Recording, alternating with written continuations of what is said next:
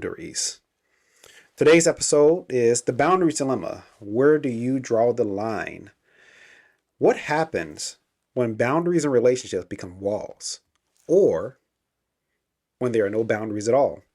Today, we're diving into one of the most controversial, emotionally charged topics in relationships, and that's boundaries. And trust me, some of you might not like what we uncover.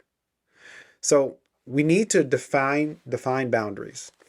This is a hot topic, not necessarily just in relationships, but across our generation. Our generation is really heavy on the boundaries thing right now. We talk about protecting our peace. You hear that a lot, especially in the space of mental health, because mental health is being talked about a lot, and we don't often like place mental health and marriage together. But if you're married, you're with that person most of the time, most of your life, right?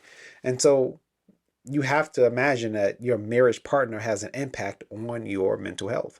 And so when you're talking about that, we've now added in boundaries to relationships. And boundaries is controversial because some people believe that when you have a partner, not that I don't think we ever vocalize there should be no boundaries, but we do believe that we should have free access and whatever that means to that person because they're our person.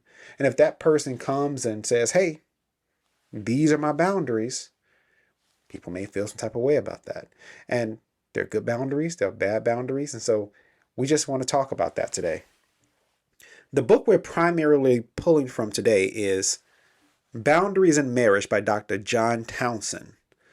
And one of the insights from his book, he says, a boundary isn't a punishment.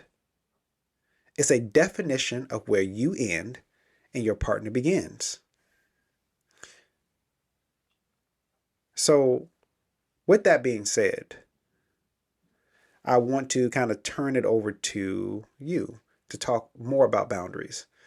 This was a book that you brought to me. We read together. It also comes with a workbook. We found it very insightful, probably as insightful as the road less traveled. Probably a lot of aha moments and how we think about boundaries and how we process and what those boundaries kind of mean.